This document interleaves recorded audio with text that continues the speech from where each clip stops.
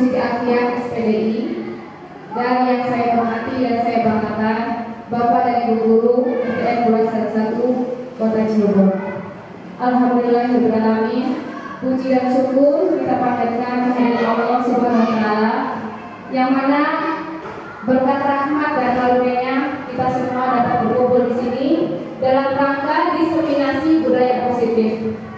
Adapun kegiatan pada siang hari ini untuk memenuhi salah satu tugas dari saya sendiri, calon guru penggerak angkatan 9, yaitu diseminasi budaya positif, terutama pada modul 1 dan 4.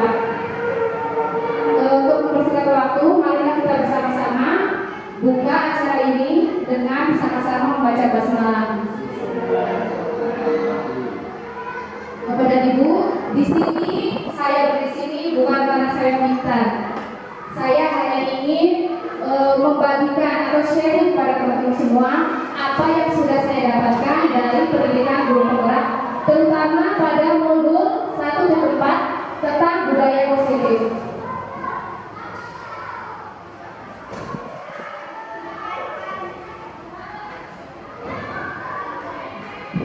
Ya, sebelum kita mulai, sebaiknya kita speaking dulu ya, supaya lebih semangat. Karena ini sudah siang ya. Silakan Bapak dan Ibu berdiri dulu. Ya, semuanya berdiri. Kita yel-yel pulasaran 1 dulu. Masih ingat Bapak dan Ibu? Pak Bobi.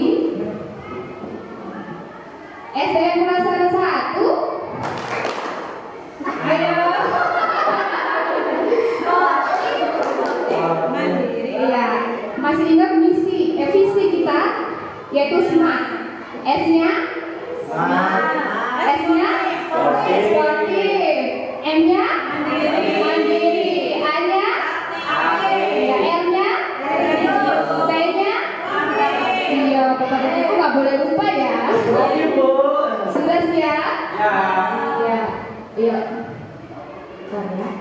SDM pulasaran 1.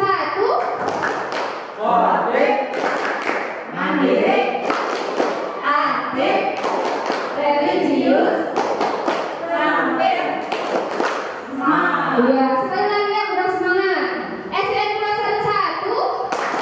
sportif, mandiri, Aktif, religius, terampil. Iya, terima kasih. Masih belum duduk. Apa dulu? Kalau saya biasa kelas 1 tepukan dulu deh, dulu. Ya, tepuk 1, tepuk 2. Ini akhirnya. Ini. Oke dong. Tepuk 3, tepuk 4.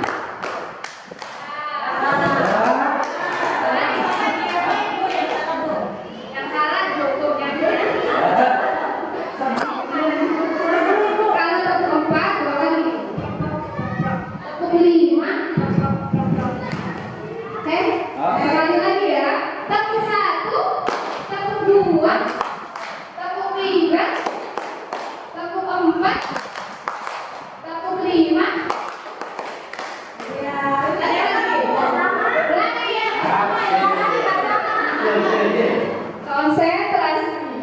Tepuk 1, tepuk 2, tepuk 3, tepuk 4, tepuk 5. Ayo, 3 kali tepuk 5. Kali lagi, 2 kali tepuk 5. Iya, bagus. Terima kasih Bapak dan Ibu semuanya, hebat. Sudah semangat ya? Kalau sudah semangat, di sini ada pertanyaan. Apakah Bapak atau Ibu setuju atau tidak? Pertanyaan yang pertama, pemberian hukuman dapat mendisiplinkan siswa. Setuju atau tidak? Pemberian hukuman dapat mendisiplinkan siswa. Setuju tidak? tidak. Setuju tidak? Tidak. Siapa yang tidak setuju? Bu Nopi, selain Bu Nopi, ada yang tidak setuju? Ya, alasannya kenapa?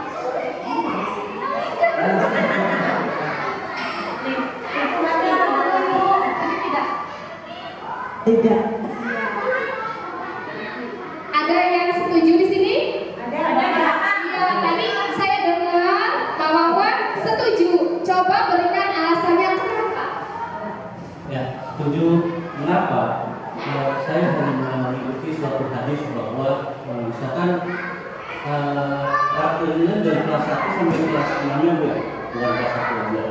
Kalau misalkan anak itu sudah masuk 10 tahun, anak itu tidak mau melakukan sholat, kata Rasulullah itu berilah pukulan. Itu adalah sebuah hukuman, tetapi hukuman yang tidak memberikan efek sakit hati ataupun efek jerah yang berlebihan, namun memberikan efek positif yang dimana mereka mendapatkan perhatian lebih dan pasti seperti ini. Berbeda ketika diberikan rasa sayang yang berlebihan, kemudian anak-anak menjadi salah arti bahwa sesuatu yang wajib itu boleh mereka tinggalkan, toh nanti itu diberikan kami. Seperti itu. Terima kasih kepada Pak Wawan yang telah memberikan alasan mengapa Pak Wawan menjawab setuju. Kita kunci ya jawabannya. Ya, sekarang berikutnya ke nomor 2. Pemberian hadiah dapat meningkatkan prestasi siswa. Setuju atau tidak Ibu Guru? Setuju semua ya? Ya. Pertanyaan nomor 3. Guru harus mampu memberikan solusi untuk murid yang bermasalah. Setuju tidak? Ya, setuju. Pertanyaan selanjutnya yang 4. Guru berperan sebagai teman bagi murid. Setuju tidak? Setuju. Oh, ada yang tidak. Yang tidak semuanya setuju. Yang nomor berapa, Pak Wawan? Guru harus mampu memberikan solusi untuk murid yang bermasalah. Bermasalah ini tidak ada kutip. Apabila dia bermasalahnya adalah dikarenakan autis yang tidak ekstrim misalkan, ya bermasalah di sini kan tidak dijelaskan eksplisit. Tetapi kalau misalkan kita menghadapi siswa yang betul-betul keterbelakangan mental, sedangkan tidak semua guru diberikan pemahaman dan kemampuan untuk menstimulus ataupun memberikan solusi pada anak-anak autis. Maka dari sini saya tidak setuju apabila di generalisasi bahwa masalah itu guru mampu memberikan solusi. Terima kasih Pak Wawan. Berarti di sini tergantung pada masalahnya ya? Ya. Ya. Kita kunci semua dulu jawabannya. Sekarang lanjut. Nah, konsep inti dari budaya positif ini ada banyak Bapak Ibu.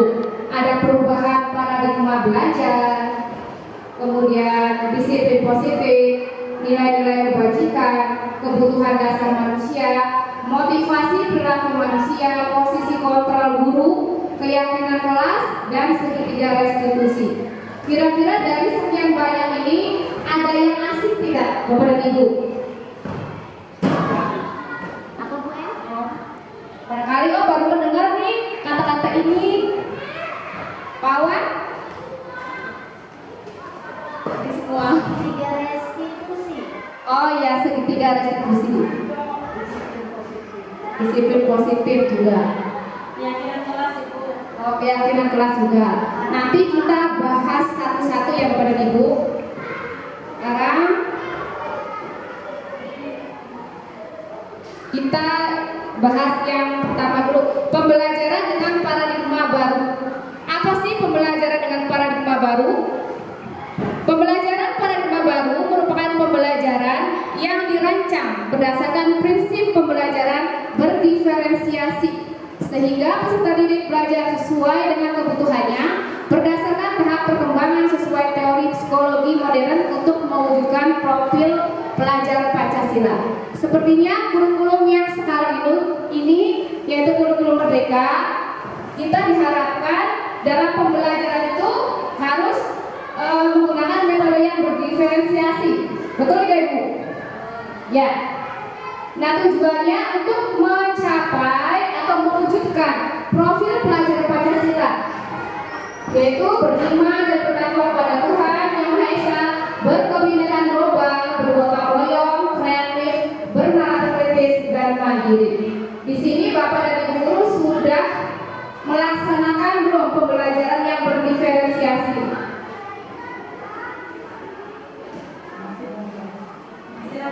Oh, masih ya, masih belum terlalu pahamnya. Bapak masih tahap belajar Bapak dan Ibu. Lanjut. Nah, perubahan paradigma. Nah, di sini kita akan mempraktekkan. Nanti di sini berpasang-pasangan. Ayo cari pasangannya masing-masing.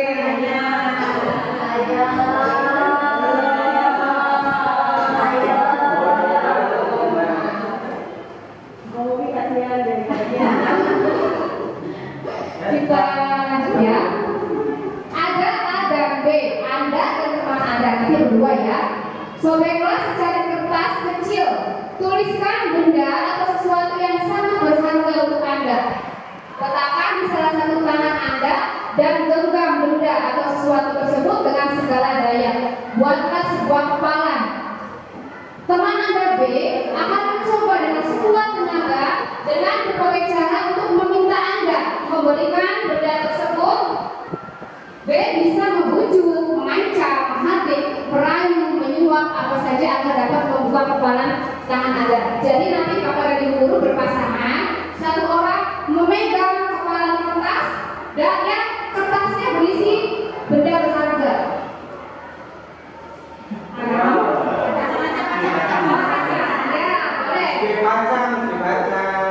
Lebih berpasangan dengan siapa? Berarti ada yang memegang benda berharga, ada yang nanti mencoba membukanya. Dulu dengan siapa? Bayu dengan siapa yang punya benda berharga? Kebalik. Kalau itu sih benda berharganya. Iya dong. Kok kelihatan? Terus apa?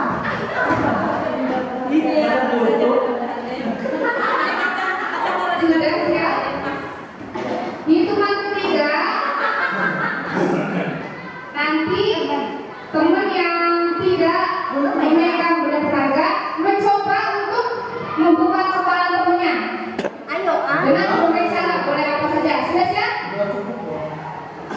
Satu. nggak boleh satuan tahu. Dua, Nggak boleh ya, alat murim. Bukan murim. Nah, satu, dua, tiga. Ayo. Ini ya. serain aja lah. Ini masih kena nih. Ini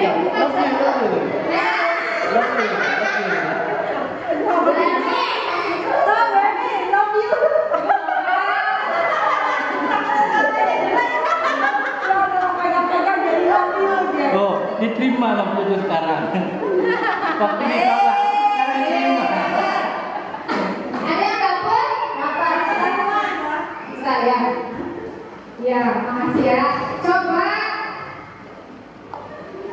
ada yang bisa menjelaskan ini kegiatan ini atau permainan ini apa maksudnya?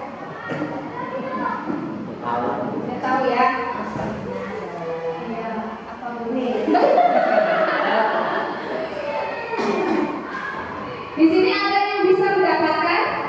Ya, boleh dapat semuanya. Mendapatkan benda berharga tersebut. Meskipun dengan berbagai cara orang lain untuk mendapatkannya, kita pasti berusaha supaya benda berharga tersebut tidak akan terlepas. Betul tidak? Nah, ini Tapi ini sebagai berbagai cara bagaimana biar barang tersebut dipegang sama Mas Indi. Kita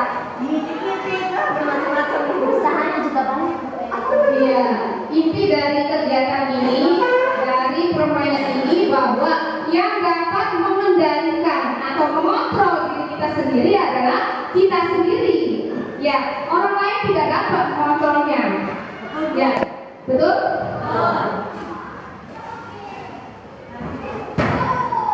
Nah, ini miskonsepsi tentang teori kontrol. Awas jangan sampai salah ya. Miskonsepsi tentang teori kontrol. Yang pertama, ilusi guru mengontrol murid. Artinya, yang sebenarnya itu guru itu tidak dapat mengontrol murid, betul? Iya. Berikutnya, ilusi bahwa semua penguatan positif, efektif dan bermanfaat. Contohnya dengan memberikan penghargaan, apa tuh? Ya. Kemudian, ilusi bahwa kritik dan membuat rasa bersalah mampu menguatkan karakter. Ya, betul ya. Kemudian, ilusi yang selanjutnya, ilusi bahwa orang dewasa berhak memaksa. Orang dewasa kenyataannya tidak bisa memaksakannya. Nah, ini mengubah paradigma stimulus respon ke pendekatan teori kontrol. Stimulus respon tentang dunia. Realitas kebutuhan kita sama. Kita beranggapan bahwa kebutuhan kita sama, padahal pada kenyataannya kebutuhan kita berbeda. Kemudian semua orang melihatnya hal yang sama, pada kenyataannya setiap orang memiliki gambaran yang berbeda. Kita mencoba mengubah orang agar berpandangan sama dengan kita. Kenyataannya kita berusaha memahami pandangan orang lain tentang dunia. Perilaku buruk dilihat sebagai suatu kesalahan, padahal semua perilaku itu memiliki tujuan. Kemudian orang lain bisa mengontrol saya. Pada kenyataannya hanya Anda yang bisa mengontrol diri Anda. Seperti yang tadi dipaparkan ya. Saya bisa mengontrol orang lain. Anda tidak bisa mengontrol orang lain. Pemaksaan ada pada saat rujukan gagal.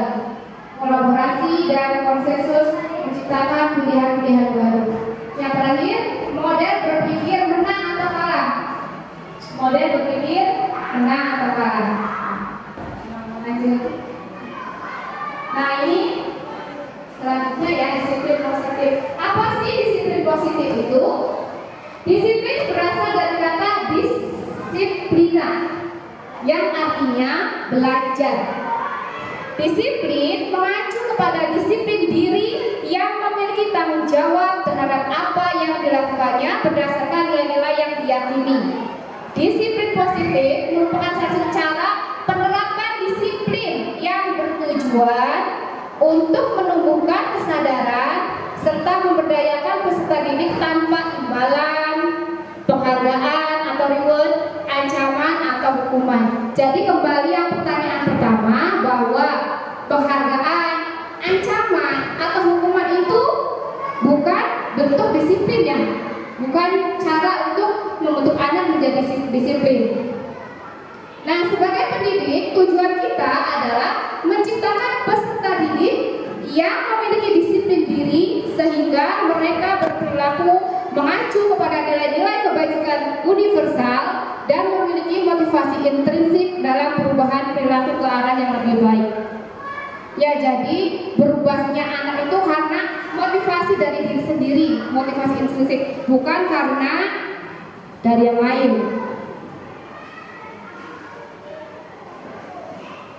Nah, ini nilai-nilai kebajikan. Contoh nilai kebajikan ini dari profil pelajar Pancasila: beriman dan bertakwa kepada Tuhan Yang Maha Esa, berakhlak mulia, berkebinekaan global, gotong royong, mandiri, kreatif, dan bernalar kritis. Ini IGO Primary Years Program atau PYP. Nilai kebajikannya yaitu toleransi, rasa hormat, integritas, mandiri, menghargai, antusias, empati, keingintahuan, kreativitas, kerjasama, percaya diri, dan komitmen. Ini dari keterampilan hidup atau life skill: dapat dipercaya, lurus hati, berkenan yang aktif, tidak merendahkan orang lain, dan memberikan yang terbaik dari diri. Lanjut. Sekarang ke prinsip berikutnya, kebutuhan dasar manusia. Kebutuhan dasar manusia adalah segala sesuatu yang kita lakukan untuk mendapatkan apa yang kita inginkan inginkan. Seluruh tindakan yang kita lakukan memiliki tujuan tertentu dan semua usaha terbaik yang kita lakukan adalah dalam rangka agar kebutuhan dasar kita terpenuhi. Ada 5 kebutuhan dasar manusia. Yang pertama, bertahan hidup. Kedua, kasih sayang dan rasa terima kasih, penguasaan, kebebasan, dan kesenangan. Kebutuhan dasar bertahan hidup contohnya makanan, pakaian, tempat tinggal, keamanan, dan kesehatan. Kebutuhan kasih sayang dan rasa terima yaitu rasa diterima, dipedulikan, berbagi, kerjasama, menjadi bagian dalam kelompok. Kebutuhan dasar penguasaan contohnya harga diri, keinginan untuk bangga, memimpin, berprestasi, diakui dan benar. Kebutuhan dasar manusia kebebasan yaitu mandiri, memiliki pilihan, mencoba hal baru, mampu mengendalikan arah dirinya. Dan yang terakhir, kebutuhan dasar kesenangan yaitu bermain, humor, antusiasme, dan tertawa. Selanjutnya, motivasi perilaku manusia. Perilaku manusia itu ada yang berasal dari motivasi ekstrinsik dan motivasi intrinsik.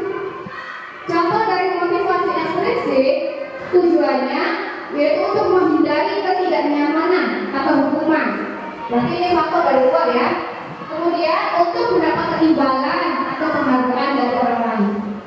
Nah, kalau motivasi intrinsik untuk menjadi orang yang mereka inginkan dan menghargai diri sendiri dengan nilai-nilai yang mereka percaya. Jadi kalau motivasi intrinsik berasal dari dalam diri sendiri. Lanjut, ini adalah perbedaan antara hukuman, konsekuensi, dan restitusi. Kalau hukuman tidak terencana atau tiba-tiba. Kemudian murid tidak tahu apa yang akan terjadi, bersifat satu arah dan berupa hukuman fisik atau psikis. Kalau konsekuensi yaitu terencana atau disepakati sesuai aturan. Murid tetap dibuat tidak nyaman. Sikap guru selalu memonitor guru.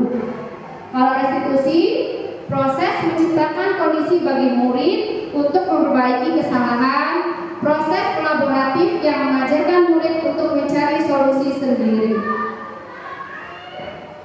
Nah, ini di depan coba baca apa ini?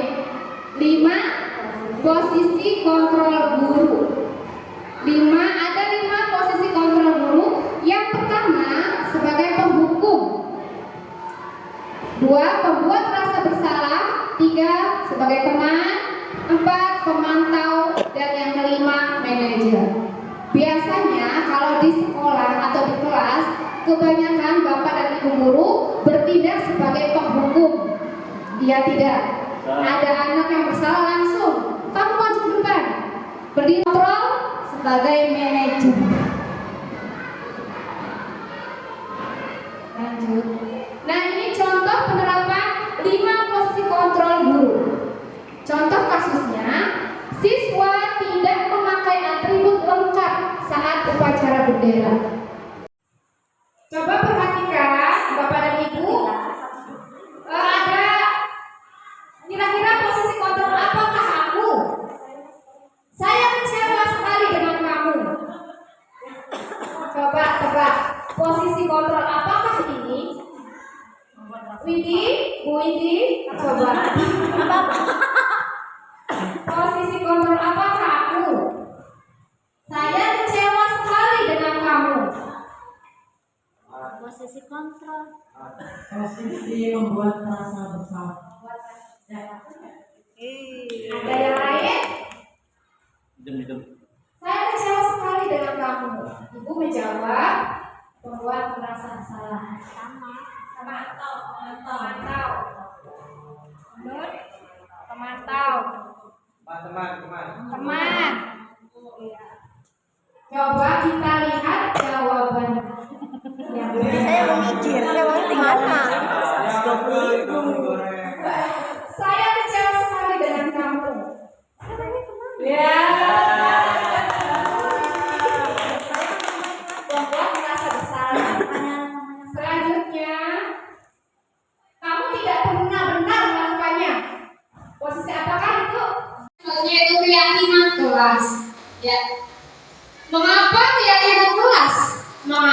melakukan peraturan kelas. Ada yang tahu alasannya? Nopi, Bu Nopi?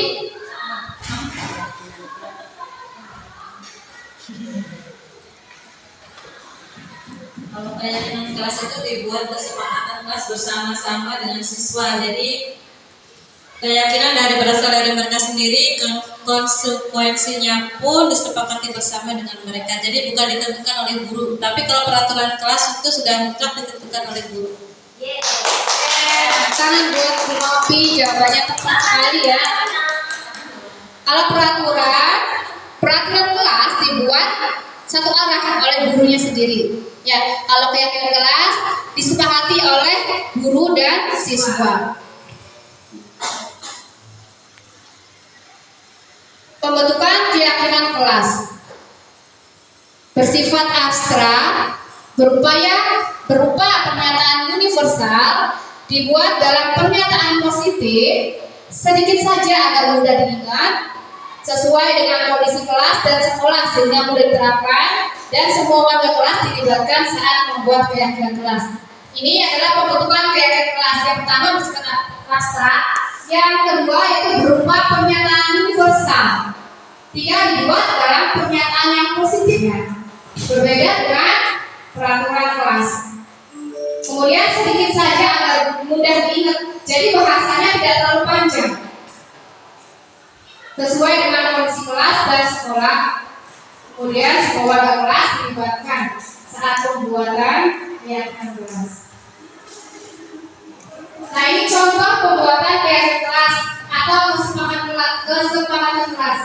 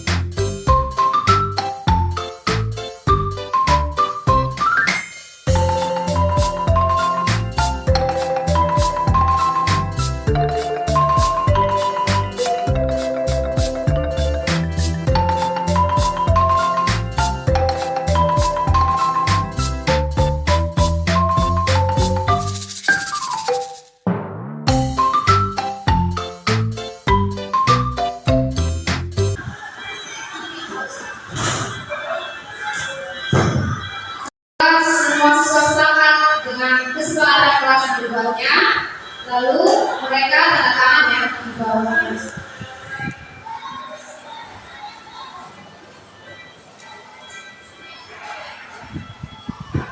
Ya, lanjut. Ini saya buat di kelas 3.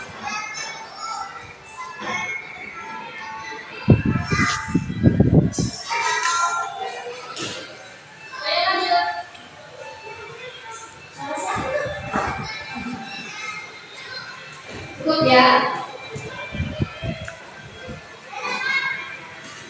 Jadi tahapan untuk membuat kesepakatan kelas itu yang pertama, ada yang tahu apa? Bu Nopi, tahapan untuk membuat kesepakatan kelas.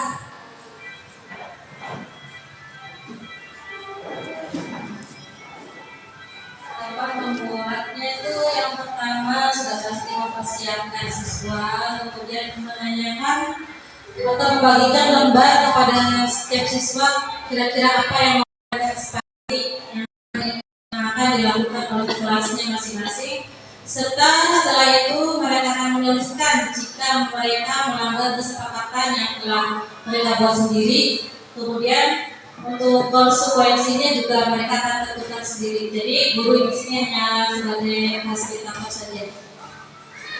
Terima kasih pada Bu Nopi. Beri tepuk tangan buat Bu Nopi. Jadi tadi Bapak Ibu sudah melihat ya, saya membagi kertas kepada anak-anak. Itu anak-anak diminta untuk menuliskan aturan yang mereka inginkan ya. Biasanya mereka menuliskan masih menggunakan kalimat yang negatif. Ada kata tidak tidak boleh membuang sampah sembarangan. Jangan ribut, jangan menyontek. Nah, setelah ditempelkan kertasnya, saya baca satu-satu, anaknya juga maju. Kemudian sekalian kita rubah kalimat yang negatif itu menjadi kalimat yang positif. Contohnya, tidak boleh membuang sembarangan, kita ganti dengan membuang sampah pada tempatnya. Begitu Bapak dan Ibu. Ada yang mau tanyakan?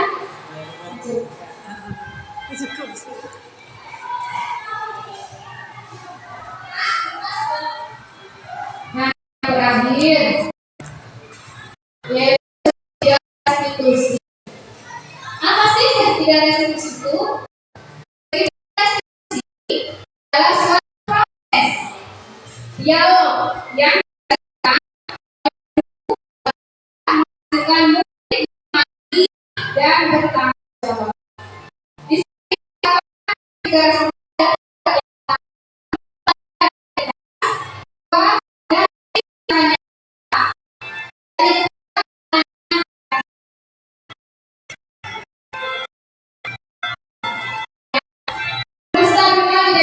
berdasarkan prinsip bahwa membuat kesalahan adalah bagian dari proses pembelajaran. Contoh dalam menstabilkan identitas, kamu pasti punya alasan apa melakukan itu. Kalau kamu bisa melakukan yang lebih buruk lagi dari ini ya, kamu melakukannya karena mempertahankan sesuatu yang penting bagimu. Ini contoh menstabilkan identitas. Yang kedua, validasi tindakan yang salah berdasarkan prinsip kalau setiap itu upaya memenuhi suatu kebutuhan itu.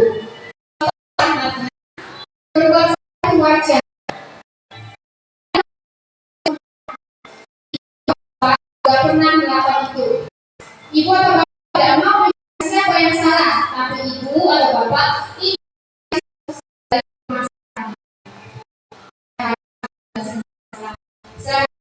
menanyakan keyakinan.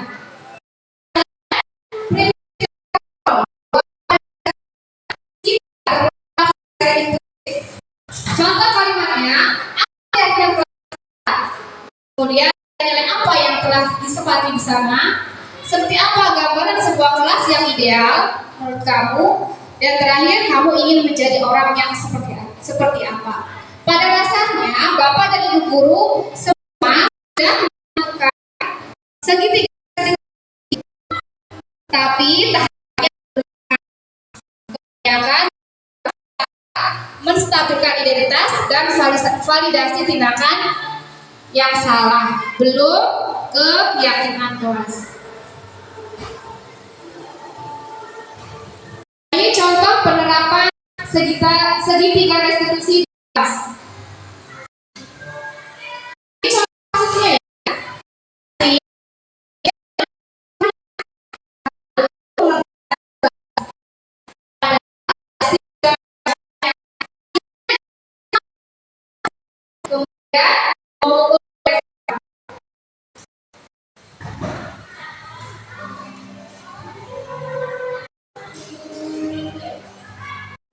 Kenapa, Bu? Jadi kira-kira tahu tidak tanggal kenapa? Tidak tahu, Bu. Ini ya Justin, tadi ibu dapat laporan kata teman-teman Justin habis bertengkar ya sama teman Justin. Iya, Bu. Kira-kira kenapa Justin bisa bertengkar? Saya tadi lagi ke kantin. Tiba-tiba ada yang ngejekin di saat mana saya belum mengerjakan tugas padahal sudah. Lalu apa yang dikatakan yang dilakukan Justin? Saya memukul rekan, Bu. Nah, begini Justin, wajar kalau Justin marah dan emosi. Ibu juga pernah melakukan hal demikian dilanjuti sama teman, terus ibu marah dan emosi. Tapi tindakan Justin memukul teman itu adalah salah satu tindakan yang salah. Nah, kira-kira tindakan memukul itu sudah sesuai tidak dengan keyakinan kelas Justin? Sudah, Bu. Kira-kira keyakinan kelas apa yang sudah dilanggar oleh Justin? Menyakiti teman. Jadi kalau Justin sudah tahu sudah melanggar keyakinan kelas Justin, nah apa yang akan dilakukan oleh Justin? Meminta maaf, Bu. maaf kepada siapa? Rasa. Nah, sekarang nanti setelah ini Justin langsung meminta maaf kepada Rafan dan janji jangan diulangi lagi ya perbuatan Justin ya. Sudah kembali ke tempat ya.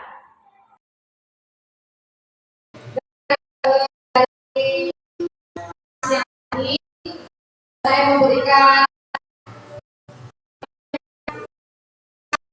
dengan cara menggunakan 3 diskusi. Nah, di sini ada tahapan-tahapannya sebelumnya. Jadi, tahap yang pertama yaitu menstabilkan identitas, yang kedua validasi dengan yang salah, dan yang ketiga yaitu menanyakan kepada ibu sudah pernah kasus banyak guru pasti kita mempunyai banyak sekali masalah dengan anak berantem atau apa. Nah, cara yang terbaik dengan segini jadi tidak langsung menghakimi anak yang besar ya, karena anak itu melakukan kesalahan karena ada ya, kita menanya dulu apa yang bermasalah. Nah, kesalahan itu anak itu sadar dengan sendirinya. Mereka kalau ditanya secara pelan-pelan dia akan cerita sendiri ya. Nah, begitu kepada ibu guru saja saya mohon maaf yang sebenarnya barangkali ada kata-kata saya yang berkenan banyak sekali kekurangannya. Saya manusia biasa, mohon dimaafkan.